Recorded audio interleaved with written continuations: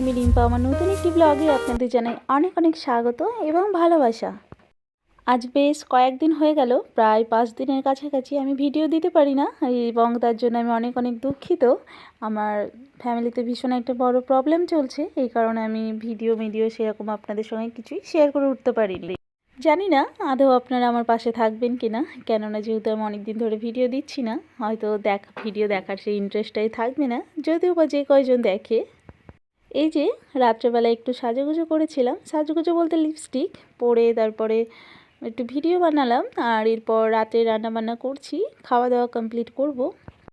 Husband যেহেতু বাড়িতে নেই, সেরকম রান্নারও অনেক যে ভারী কিছু রান্না করব কিংবা রান্নার ঝামেলা সেটাও নেই, জাস্ট ডিমের ঝোল ভাত করব, আর কিছুই না।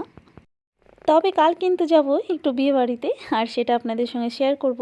সংসারে ভীষণ একটা প্রবলেমের মধ্যে চলছে আর কি, প্রতিটি মানুষ এবং মানুষের মন মানসিকতা আর ঝগড়া অশান্তি একটু হচ্ছে, এই কারণে কিন্তু ভিডিওগুলো কন্টিনিউ দিতে পারিনি। সম্পর্কগুলো যেন কেমন হয়ে যাচ্ছে উল্টো পাল্টা, আর মানুষ কিছু কিছু মানুষ তো এমনই হয়ে গেছে যে কিছু কথা বললে হয়তো সহ্যই করতে পারে না, তাদের ঝগড়া অশান্তি ছাড়া আর কিছুই বোঝে না। তবে কি আর করা যাবে, মানুষের মন মানসিকতা সবসময় তো একরকম থাকে না, এটা ভেবেই চলছি। আজ কটা দিন ধরে ভিডিও দিতে পারি না, মনের মধ্যে ভীষণই খারাপ লাগে। আর এমন একটা জায়গা নেই যে সেখানটায় গিয়ে একটু ভালোভাবে নিলিবিলিতে ভয়েস দিয়ে কিংবা ভিডিওটা আপলোড করব, তো এই কারণেই এইভাবেই চলছে কটা দিন। রান্নাবান্না কমপ্লিট করে খাওয়া দাওয়া করে, আর সেদিন রাতেরবেলা আপনাদের সঙ্গে শেয়ার করিনি, এরপর রেডি হয়ে এটা পরের দিনের ব্লগ।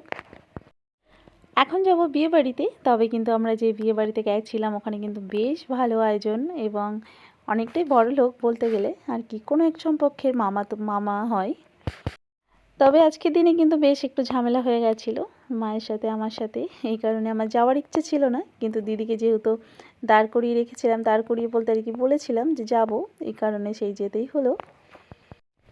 এই যে এদিকে আমি রেডি হয়েছি, শীতের দিনে আর কেমন রেডি হব, আর আমার ওই একই রকম স্টাইল, আলাদা বলতে কিছুই হয় না সেরকম।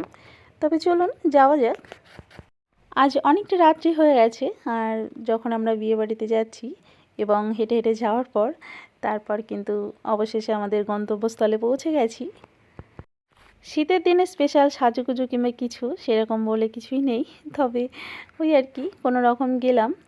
আর যাওয়ার সময় যেতে যেতে হাজব্যান্ডের সঙ্গে কথা বলতে বলতে গেলাম ভিডিও কলে, এবং আস্তে আস্তেও, তবে সাজটা কিন্তু ছাপড়ি ছাপড়ি হয়েছে, তাতে আর কিছু যায় আসে না।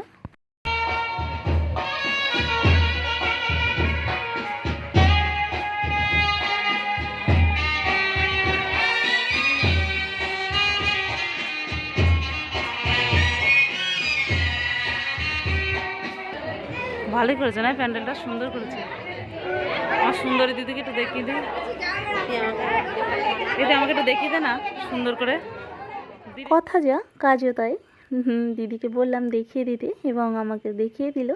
তবে কিন্তু আমার চোখ মুখটা ভীষণ শুকনো শুকনো ভাব ছিল, আর সাজুগুজু করেও সেরকম একটা ভালো লাগছিল না, কেননা আমার মনটা যদি ভালো না থাকে তবে মনে হয় না যে আর কোনো কিছুই ভালো লাগে, সাজগুজু বলুন কিংবা খাওয়া দাওয়া বলুন। তবে ওই কোনো রকম হলো আর কি। এই মামাদের বাড়িতে কিন্তু লক্ষ্মী ঠাকুর আছে, এবং লক্ষ্মী ঠাকুর কিন্তু বেশ জাগ্রত, আর এটাকে লক্ষ্মী বাড়ি বলে। তবে এই যে তারপরে একটু পকোড়া খেয়ে নিলাম, এরপর খাবো একটু ফুচকা, আর একে একে তারপরে চলে যাব আমাদের খাবার জায়গায়। যেহেতু অবস্থা ভালো সেই জন্য অনেক রকম আইটেম করেছিল, তবে যে পকোড়াটা বানিয়েছিল সেটা আমার মোটেও পছন্দের ছিল না, আর খেতেও ভালো ছিল না, বাদামি কী সব দিয়ে বানিয়েছিল। আগের বছর এই বাড়িতে আমার হাজব্যান্ড প্যান্ডেল করেছিলেন, এবং 1,40,50,000 টাকা দিয়ে, তবে কিন্তু 40,000 টাকা আমাদের দেননি। আর এবার তো আমার হাজব্যান্ড তো নেই, তো আগের বছর ছেলেদের কোনো এক ছেলের বিয়েতে করেছিল প্যান্ডেল, আর এবার এই মেয়ের বিয়েতে, তবে কে করেছে জানি না। আর এই যে আমাদের ননদ আর কি, এরই বিয়ে, তো ফটোশ্যুট চলছে, চারিধারে এসে ফটো তুলছে। আজকের দিনটা হয়তো ওর জন্যই, আমি ওকে সেটাই বলছিলাম। তবে কিন্তু আমাকে কেমন জানি একটু লাগছে, তো কী আর করা যাবে, মুখ চোখ শুকনো শুকনো লাগছিল। আজকের দিনে দুটো বিয়ে বাড়ি ছিল, তবে যে আরেক জায়গায় নিমন্ত্রণ করেছিল সেখানে যাওয়া হয়নি, এবং তারা কিন্তু বেশ আমাদের ঘনিষ্ঠ, তো তবুও যেতে পারিনি, কেননা কত জায়গায় সামলাবো, এই কারণেই। এই যে খেতে বসে পড়ে গেছি রীতিমতো, আর বেশি দেরি করিনি, কেননা যদি আরও ভিড় হয়ে যাবে। আর এই যে মনে হয় পমফ্রেট মাছের না কিসে ফিশ ফ্রাই দিয়েছে, যেটা খেতে মোটেও ভালো ছিল না। এরকম বলতে নেই, তবে কিন্তু কিছু করার নেই, খেতে অতটা জুতের ছিল না, আর প্রোটিনটা ছিল অনেকটা বেশি। যাই হোক, মাছগুলো বেছে বেছে খেয়ে নিয়েছিলাম। আর তারপরে চলে এসেছে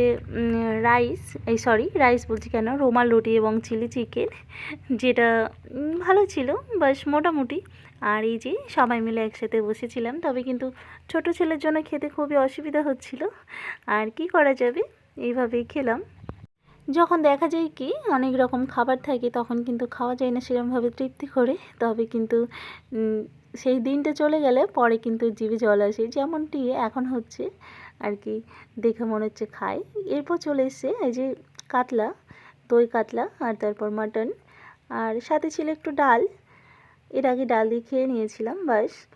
তো খেতে সেরকমভাবে পারিনি, কেননা খাবার শেষ হতে না হতে এই লোকজন এসে সব একদম দাঁড়িয়ে রয়েছে যখন মাছ দিয়েছে ঠিক তখন থেকেই। আর ছেলেগুলো রীতিমতো দাঁড়িয়েছিল, আর এটা ওটা ইয়ার্কি মেরে টোন টিটকানি মারছিল, এই কারণে সেভাবে খেতে পারিনি। এই যে থালাটার অবস্থা। এই যে আমার দিদি আর আমি, আর একটুখানি ফটো শ্যুট করছিলাম, আর এরপর বাড়ি যাওয়ার পালা। আর আজকের ব্লগটা কেমন লাগলো আপনাদের, সেটা কিন্তু আপনারা অবশ্যই কমেন্ট করে জানাবেন। একটু ফটোশ্যুট করার চেষ্টা করছিলাম, তবে শাড়িটা নতুন শাড়ি তো সেরকমভাবে আর কি সুন্দর হচ্ছিল না, তবে চেষ্টা চালিয়ে গেছি।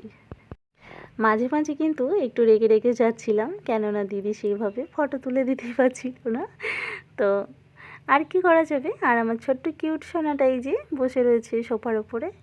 আর এরপর চলে এসছে জামাই, আর এই যে জামাই বর যেটাকে বলে। তো তারপর বাড়ি যাওয়ার পালা।